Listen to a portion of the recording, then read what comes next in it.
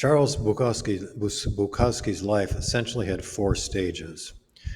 One, a horrendous and abusive childhood. Two, a desperate, drunken life on the road after he ran away from home. Three, the return to Los Angeles, where, although still drunk and out of control, he began the prolific era of his writing. Four, when he aged, gradually gained renown and a degree of maturity, though never sobriety. He bought a small house and settled down in San Pedro, California, with his second wife, Linda Lee. This poem was published by his wife in 1996, 2 years after his death, in the book Betting on the Muse. He sums up the stages of his life perfectly. It's called Let It Enfold You. Either peace or happiness, let it enfold you. When I was a young man, I felt that these things were dumb, unsophisticated. I had bad blood, a twisted mind, and a precarious upbringing. I was hard as granite. I leered at the sun. I trusted no man, and especially no woman. I was living a hell in small rooms. I broke things, smashed things, walked through glass, cursed. I challenged everything, was continually being evicted, jailed, in and out of fights, in and out of my mind. Women were something to screw and rail at. I had no male friends. I changed jobs and cities. I hated holidays, babies, history, newspapers, museums, grandmothers, marriage, movies, spiders, garbage men, English accents, Spain, France, Italy, walnuts, and the color orange. Algebra angered me. Opera sickened me. Charlie Chaplin was a fake, and flowers were for pansies. Peace and happiness were to me signs of inferiority, tenets of the weak and addled mind. But as I went on with my alley fights, my suicidal years, my passage through any number of women, it gradually began to occur to me that I wasn't different from the others. I was the same.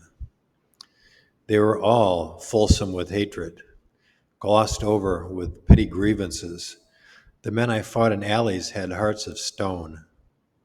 Everybody was nudging, cheating for some insignificant advantage. The lie was the weapon, and the plot was empty. Darkness was the dictator. Cautiously, I allowed myself to feel good at times.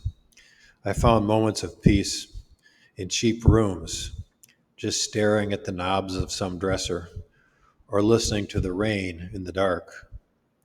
The less I needed, the better I felt. Maybe the other life had worn me down. I no longer found glamour in topping somebody in a conversation or in mounting the body of some poor drunken female whose life had slipped away into sorrow. I could never accept life as it was. I could never gobble down all its poisons, but there were parts, tenuous magic parts, open for the asking. I reformulated. I don't know when, date, time, all that, but the change occurred. Something in me relaxed, smoothed out. I no longer had to prove that I was a man. I didn't have to prove anything. I began to see things.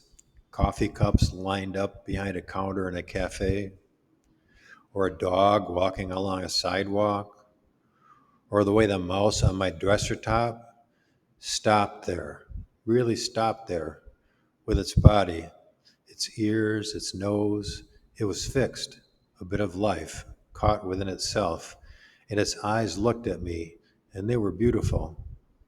Then it was gone. I began to feel good.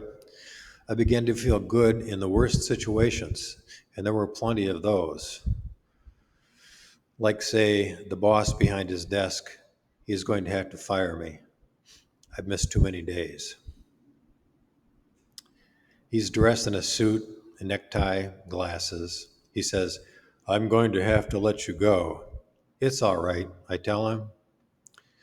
He must do what he must do. He has a wife, a house, children, expenses, most probably a girlfriend. I'm sorry for him. He's caught. He's caught. I walk out into the blazing sunshine, and the whole day is mine, temporarily, anyhow. The whole world is at the throat of the world. Everybody feels angry, shortchanged, cheated. Everybody is despondent, disillusioned. I welcome shots of peace, tattered shards of happiness. I embrace that stuff like the hottest number, like high heels, breasts, singing, the works. But don't get me wrong, there is such a thing as a cockeyed optimism that overlooks all basic problems just for the sake of itself. This is a shield and a sickness. The knife got near my throat again. I almost turned on the gas again. But when the good moments arrived again, I didn't fight them off like an alley adversary. I let them take me. I luxuriated in them. I bade them welcome home. I even looked into the mirror once, having thought myself to be ugly. I now liked what I saw, almost handsome. Yes, a bit ripped and ragged, scars, lumps, odd turns, but all in all, not too bad, almost handsome. Better at least than some of those movie star faces like the cheeks of a baby's butt. And finally, I discovered the real feelings for others, unheralded. Like lately, like this morning, as I was leaving for the track, I saw my wife in bed, just the shape of her head there. Covers pulled high, just the shape of her head there. I saw the shape of my wife's head, she so still. I ached for her life, just being there under the covers. I kissed her on the forehead, got down the stairway, got outside, got into my marvelous car, fixed the seatbelt, backed out the drive, feeling warm to the fingertips down to my foot on the gas pedal.